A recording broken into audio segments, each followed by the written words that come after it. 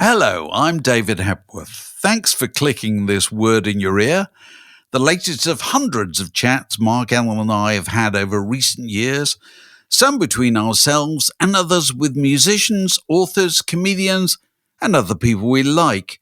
If you'd like to help make sure they continue, you might consider being a Patreon supporter by visiting patreon.com/wordinyourear, or just by liking or subscribing in whatever way you prefer. On with the show.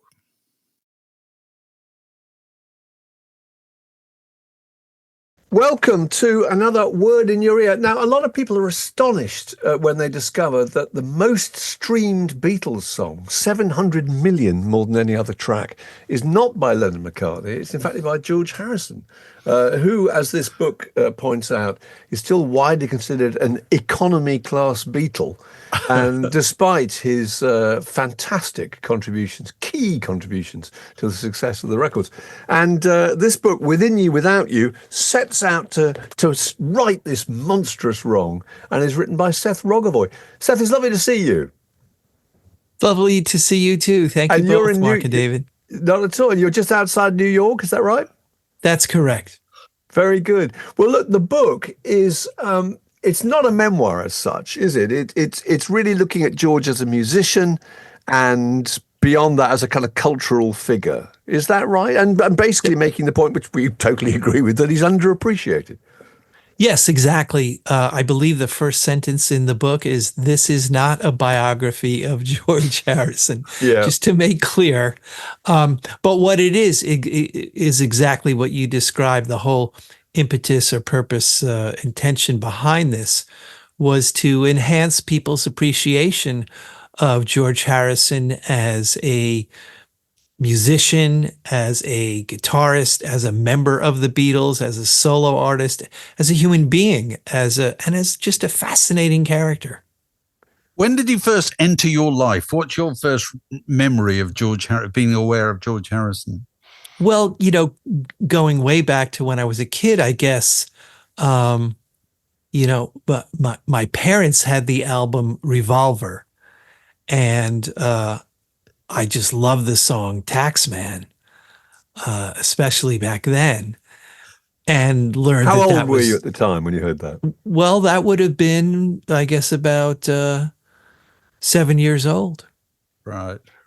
Why Taxman in particular?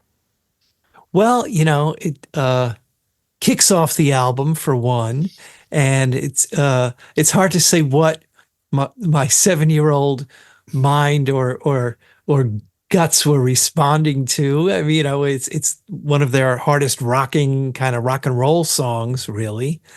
And but the humor. I mean, even though I was 7, or maybe I'm just conflating what I understood when I was 15 or 25. But the song is such a funny song, and humor runs throughout. Not all of George's songs, but you find a fair amount more of humor in George's work than probably in other, similar singer-songwriters of his ilk. It's so extraordinary when I think about that song now, how parochial it was in its references to. It refers to 2 prime ministers of the United Kingdom, which nobody would to anybody else. Absolutely, and very soon, actually, afterwards, meant nothing to anyone in the United Kingdom. Right. When George, he didn't tour very much, hardly at all throughout his solo career. But when he did tour Japan in one of the early years in the 1990s, I forget exactly which year it was, Taxman was on the set list, and he did update it. Oh, really? Yes, he talked about, I'm not I don't remember exactly who, but I know he would have been John Major by then, probably. Yes. It was probably Major, because it was also, he put George Bush, the U.S. president. Oh, right.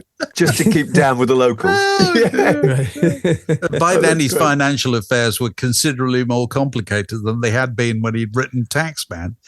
That's true. Back in the halcyon days of the halcyon days of the 60s.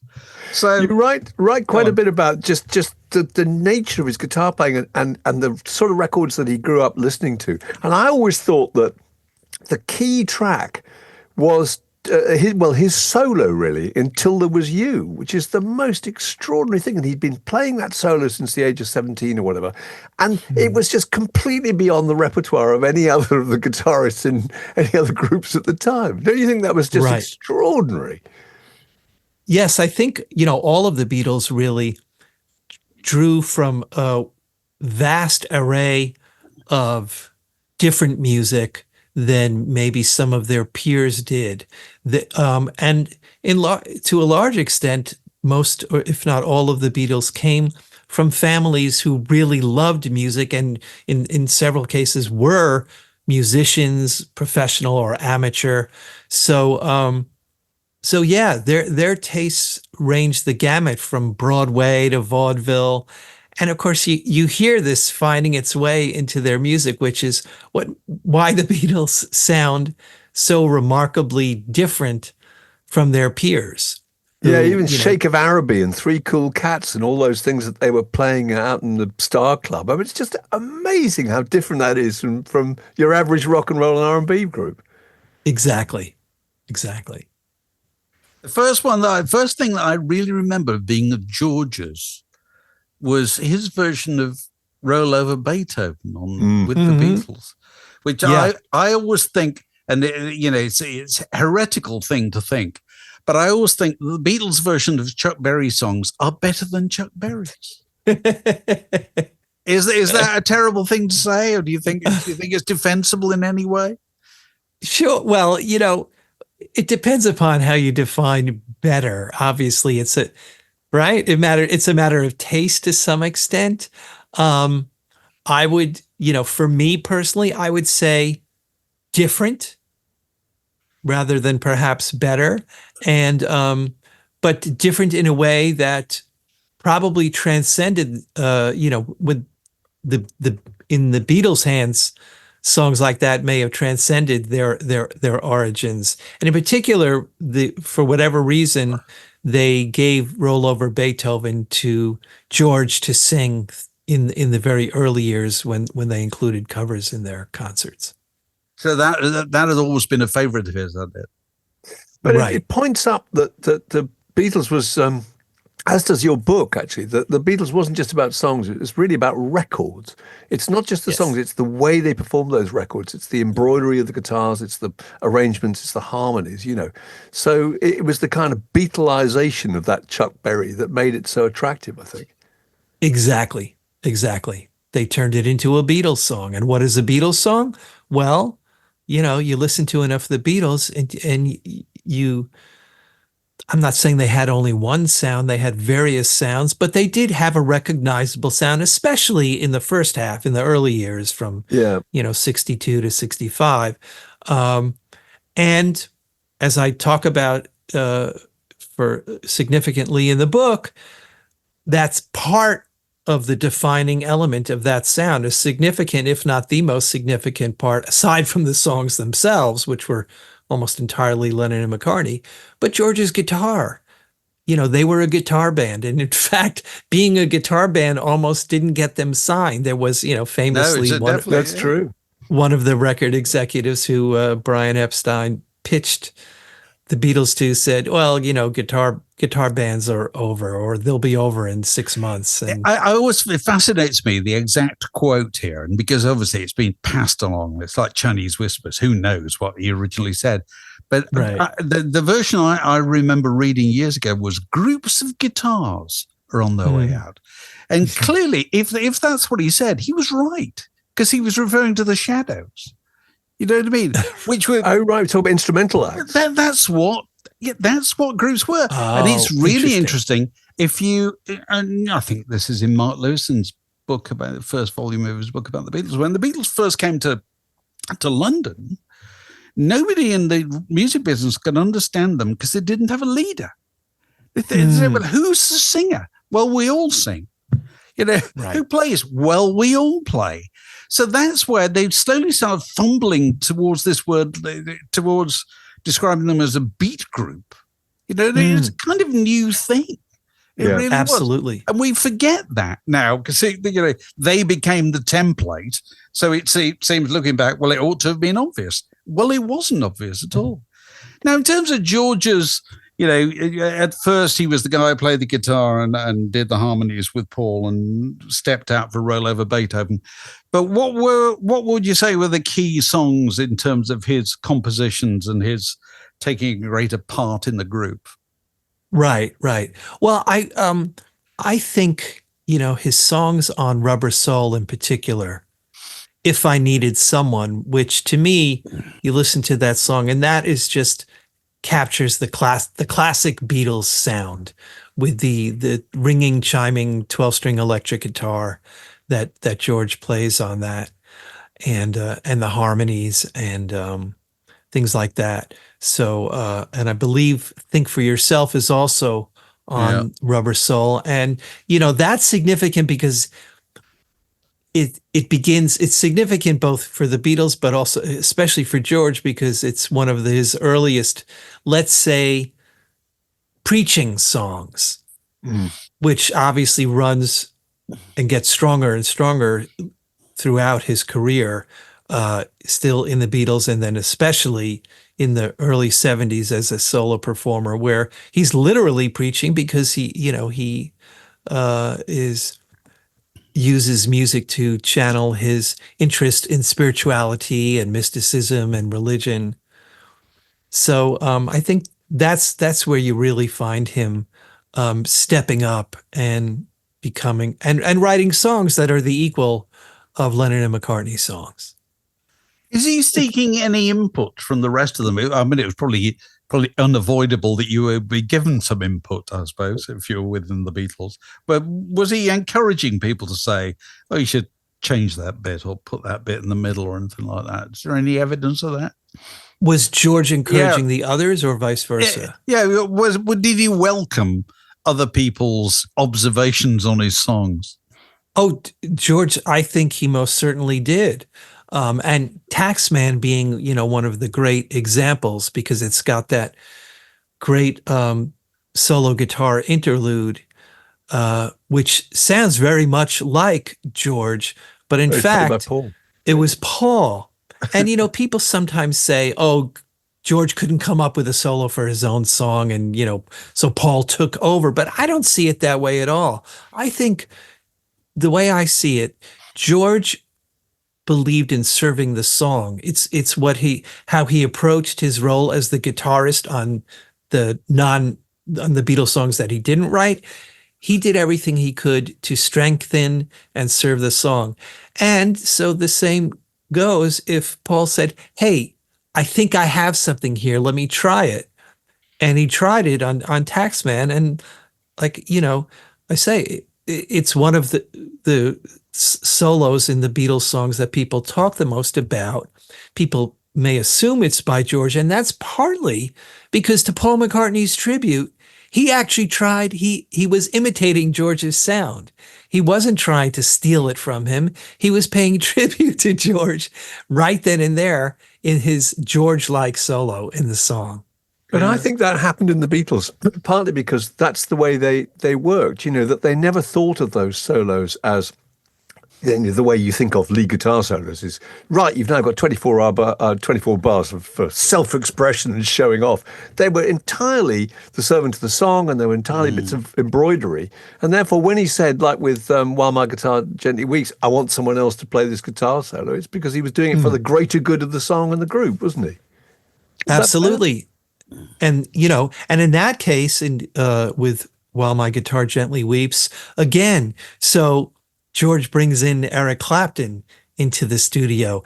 And is it because George couldn't play the solo for that song? Of course not. That's not the case. But, he was hanging out with Clapton. He liked certain things about Clapton's style. And he said, well, come in and try it. I mean, there may have been other group dynamics why he wanted Clapton to come in that day with him and strap on a guitar.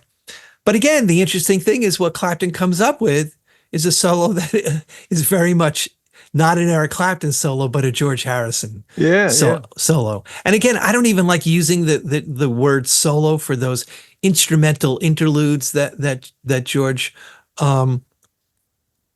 brings to the songs, because George was a composer. So he wasn't an improviser, which Clapton came more out of the blues improvisation tradition. And that was not George's thing. George would say, okay, my assignment for tonight is I'm going to go home and I'm going to stay up all night and I'm going to come back tomorrow with an intro, with a riff or a hook or an instrumental passage. And he really cared. Sometimes he got a bad rap for taking too long or being too much of a perfectionist or not being able to just put on his guitar in the studio and right then and there come up with something. Well, it's because he cared. It's interesting in the Peter Jackson film, Get Back, we do get an opportunity to see him turning up with, well, I've sort of got a song here. And he starts playing what turns out to be something. Right. But he's still saying to the rest of them, I don't know how to finish this line. And John Lennon, in the John Lennon way, says, what was like it? A cauliflower. It attracts me like a cauliflower or whatever. Right. Just put something in as a placeholder. Something else will come to you. And it's a really interesting insight because you think that's how John Lennon wrote songs. Yeah. That's why he wrote songs that really had the word cauliflower in them, because he never replaced them at all, Whereas Paul McCartney was moving incredible speed. He could compose at incredible speed. George Harrison clearly did it quite slowly, didn't he? He'd had that, something like, something was hanging around for a long time, wasn't it? Yes. He took his time with songs, and some of them were hanging around for a long time because they could not gain traction with Lennon and McCartney. He had difficulty with getting some songs traction with Lennon and McCartney because probably they were thinking, we're making an album, we need 2 George songs. Was 2 George songs the kind of standard? I've never gone back and counted. Yes. That was what it was it really? It was usually 2, occasionally 3. Right. And so when they had that famous conversation, when did they do this, Mark? At the end of... it's just after they finished Abbey Road. Just after they finished Abbey Road. You must have heard that, I'm sure. Mark Lewison's talked about it. And there's this tape that they record, because Ringo's not there. I think he was in hospital, so they record it to send it to him. And they're talking about how they agree there's going to be 4 John songs, 4 Paul songs, and 4 Lennons, 4 Harrison songs on the next thing, because they were so pleased with Something and Here Comes the Sun. And that was going to be the plan. The Beatles in future was going to have 4 from each of them. So even more galling that never happened. Yeah. Right. Yeah. Yes, because by then he's gone off on his own. So tell us about, how All Things Must Pass, how we go from this kind of, this chap who was lucky to get 2 songs on a Beatles record to suddenly putting out a 3-record set, which is absolutely huge all over the world. How did that happen? How did it turn into this monster? Yeah, well, partly because he had this backlog of songs that he'd been working on. And, as we say, he usually only got 2 or 3 at tops on an album. So we had all this material. He was also, in quite a period of transition in his life, obviously, because everybody now, all the Beatles were recording solo albums. And ostensibly the Beatles had split. Nobody really knew what that meant for a number of years. So he had a lot to say. Right. And he had songs, and he wrote, and he was, he was inspired by, as I said, he was inspired by Eastern spirituality and Hinduism. So he was writing songs directly coming out of that aspect of his personality.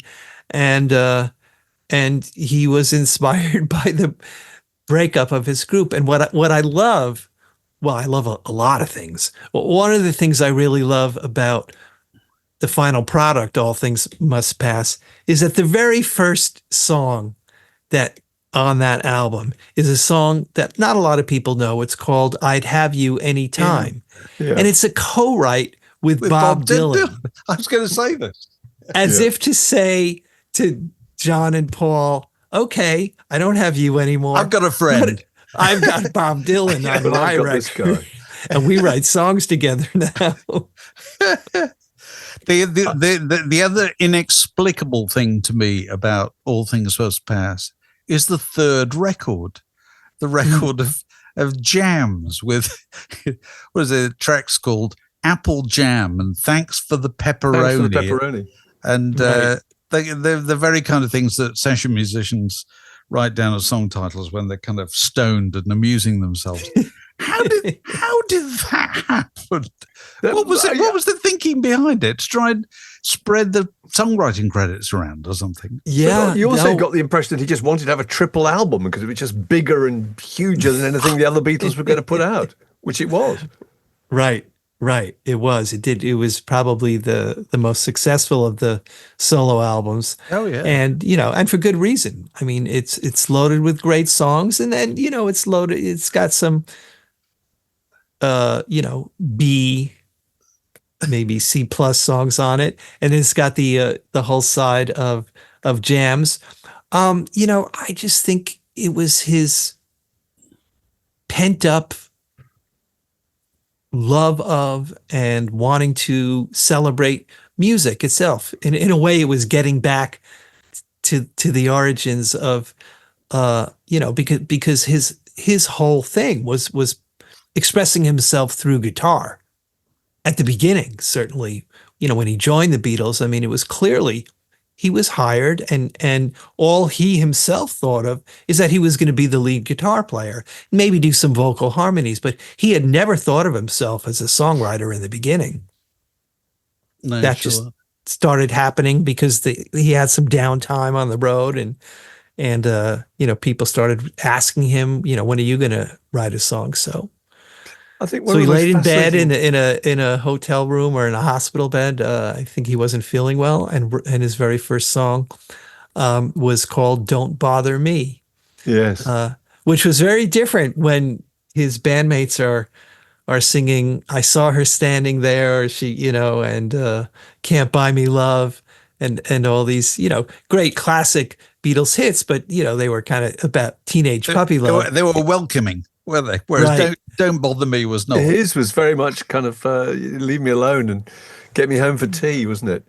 Yeah. I know. Exactly. But I always thought one of the really interesting things about George Harrison, which made him so fascinating, was I remember talking to George Martin once, and George Martin had an operation. He'd had a problem with his hearing, and he said George Harrison had been to visit him. And he said George Harrison had brought him a little tiny Buddha to sit by his bed to kind of send out healing vibes. But when he looked out the window, he noticed an enormous, I think it was a crimson Ferrari parked in the drive. And George Martin had said to me how extraordinary it was, what a contradiction that the most spiritual member of the group was also in some ways the most materialist and mercenary, I suppose, as well. That's interesting. Isn't Yes. it? And don't you think it makes him more fascinating somehow? Exactly. That he's such an enigma. And he knew this, and he talked about it. He talks in interviews. He talks a lot about his being Pisces and how the symbol for Pisces are two intertwined fish, but going in opposite directions. And he said that was him. So he had that.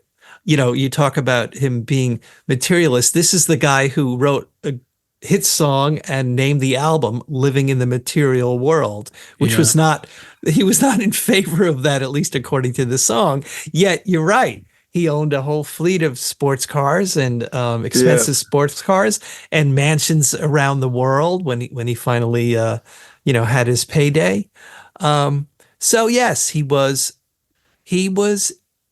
interesting. You couldn't pin him down. He was moody. He was both funny and humble, but he did not suffer fools gladly by any means. And also he used to have the reputation as the quiet one, which anybody who knew him said that's ridiculous. He never stops talking. He was actually almost the most sociable in some ways, and certainly the one with the most friends. But that is also interesting, I think, because it was impossible for Lennon and McCartney, because of their kind of status, really, to make friends. Whereas they must have been very envious. They would probably have loved to have had a travelling Wilburys or, all the gangs that he joined, the Monty Python gang, but they couldn't join gangs because they were too threatening somehow. Would you say that was true? Absolutely, absolutely. And you see, George loved hanging around musicians and having them over to Friar Park. There were a number of other musicians who lived near Friar Park in Henley-on-Thames, if I'm pronouncing that correctly. And these were not necessarily musicians who one might associate with George, but it didn't matter.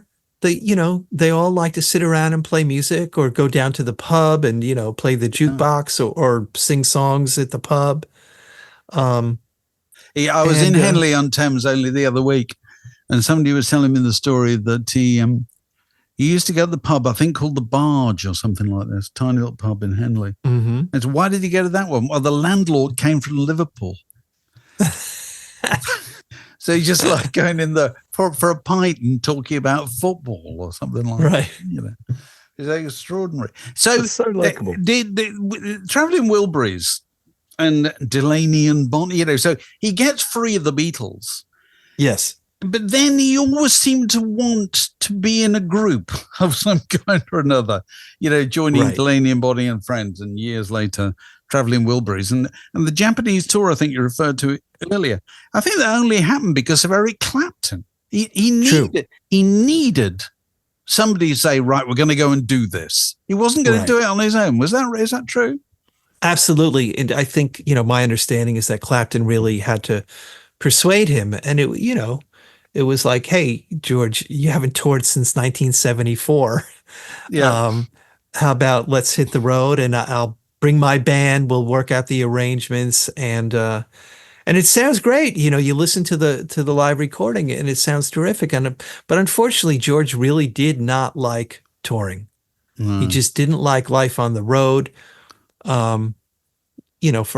For obvious reasons, several of them had grown tired of it by 1966 when the Beatles just effectively took themselves off the road. But George was the first Beatle to headline a post-Beatles tour in North America in 1974, where he played a lot of dates. But he ultimately was frustrated by that, or just it wasn't his thing. He much more enjoyed sitting around making recordings at home. And, he built a quite professional recording studio right at home because he was kind of a homebody and an introvert as much as he was social.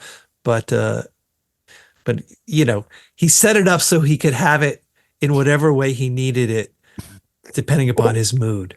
All the Beatles had their various challenges, but I'd forgotten, and you write about it really interestingly, and maybe you can very quickly summarize each of these two stories. I forgot that he was massively ripped off by not one, but two managers, by Alan Klein over My Sweet Lord, and then by Denis O'Brien regarding Handmade Films. Just tell us briefly what happened there.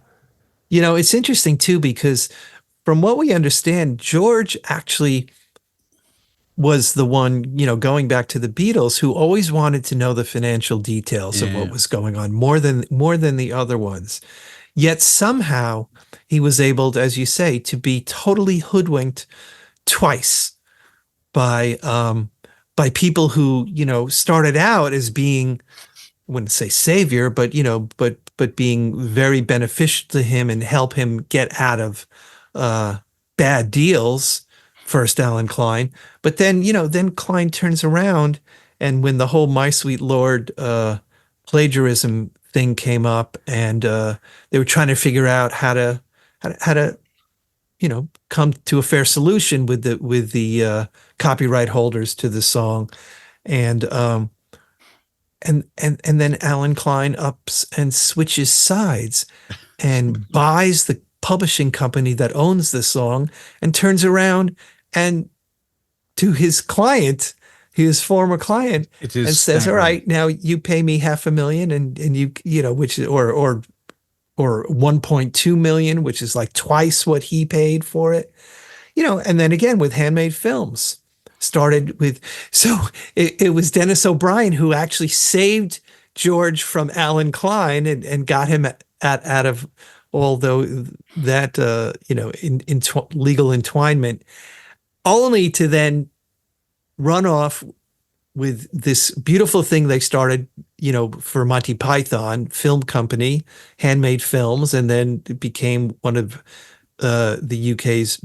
top film production companies, only to, by the end, and even with warning from other people who he put around him, Ray Cooper in particular, turns out that, you know, O'Brien is using the company's coffers, which in a sense were George's bank account, as his own credit card.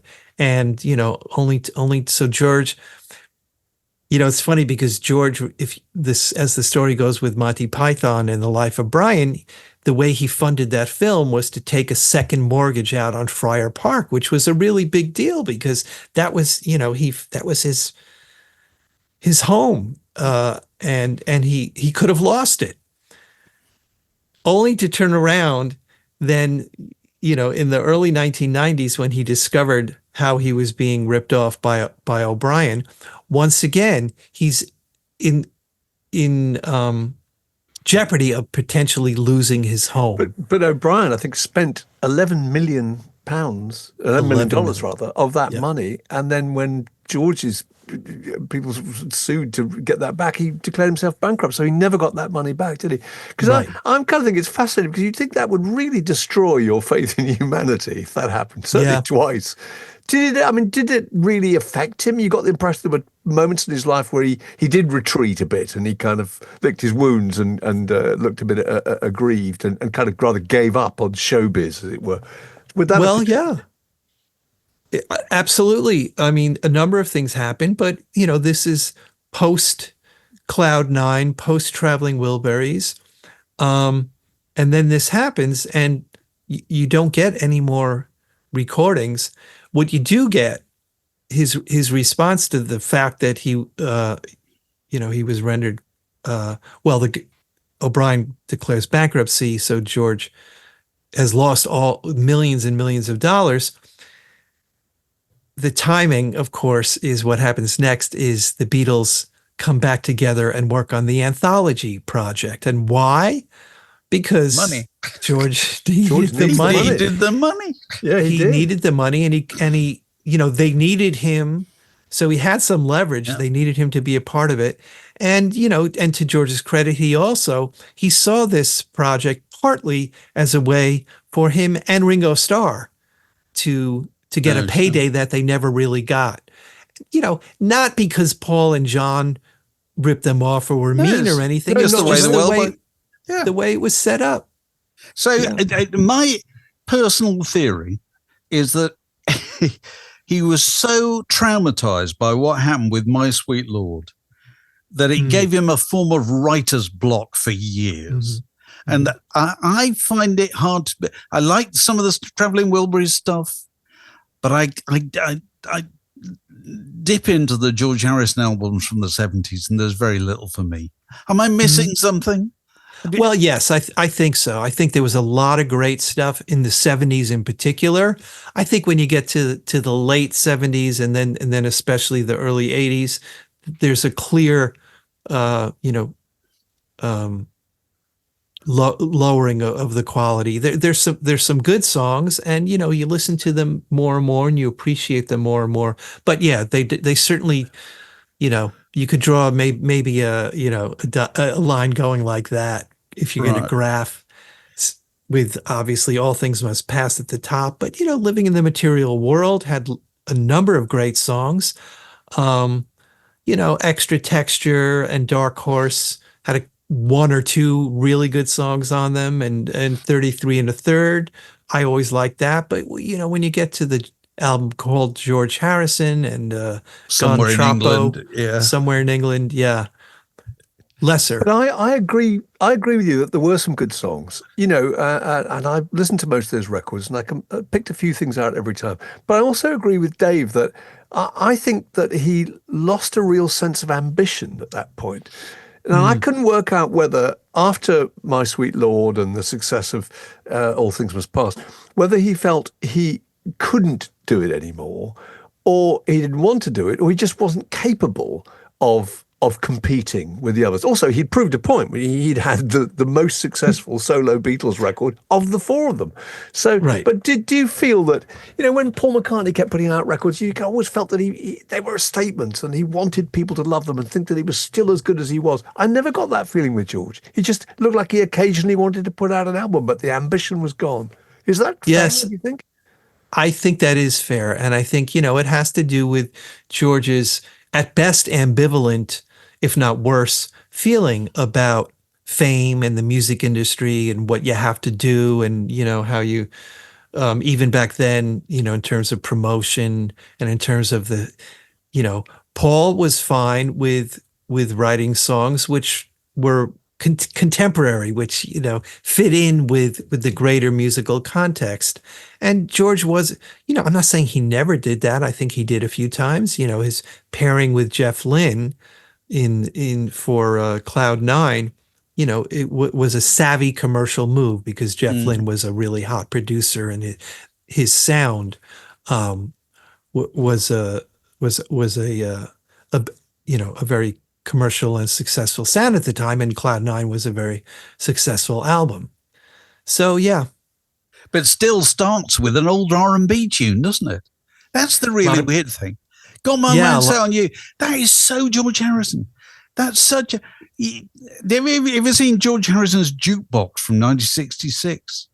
Somebody published a listing of all the tunes that used to be on his jukebox, and they were all records like Got My Mind Set on You. You know what I mean? Right. From small American R&B labels that wouldn't necessarily have been on a national chart, but he just liked those things.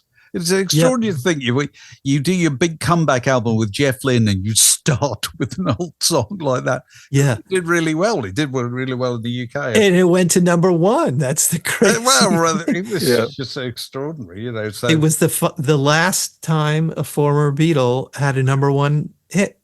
Oh, really? Was Got My Mind Set on You. Wow. That's interesting. That's a long old time ago. It is. Well, Dave and I have been talking to Elliot Mintz, who's got a book out about Lennon, and you kind of can't help but feel that Lennon in the 90s life was quite bleak. And I love the way that you pick up all the way through your book on how funny and kind of broadly optimistic George seemed to be. There's a bit where he's literally on his deathbed, really, and Ringo comes to see him, and Ringo's daughter's ill, and he's going off to America to visit her or whatever, and George says, "Can I come with you?" Which is so sweet because he's inches away from the end of his own life, but he's just being funny. But do you get the impression that he was happy, that he recovered from what happened to him in the Beatles, and that he, that his life was fulfilled and he enjoyed it? It's, I can only speculate. But he did do interviews and he did still write songs. So I don't know that I would describe him as happy. I think he was, he had a great humility and a spiritual humility. And he really believed that this life was only, a stepping stone to go into a different dimension and a better dimension. And he adopted that, when he was still in his mid-20s, he started feeling that way. Yeah. He was, his song, All Things Must Pass, is in large way a concept album about death and dying and mortality. And again, that's another of the many things I love about him. He developed that thing, that affection for Indian music and for spirituality. And you'd think at the time, this is a fad. This is something that a 22, 23-year-old will do. And he maintained that all his life. Right. Really impressive, I think. Yeah. The story goes that when he was attacked, when he had a home invasion and this, disturbed individuals was stabbing him, he was chanting it's Hare Krishna, Hare Rama, because that's you want to be saying those words when you're about to die. Yeah, that's what and he had said. been in a sense planning for this his whole life, planning for that moment. And then Olivia, fortunately, came, his wife, and saved his life by bashing the guy over the head with a lamp. The sword or something, wasn't it? That's right, yeah. Extraordinary. It's so chilling, sad. isn't it? Yeah, it is. It is. Well, look, all that and more in Within You, Without You, listening to George Harrison by Seth Rogovoy, which is out now. Seth, it's been nice talking to you.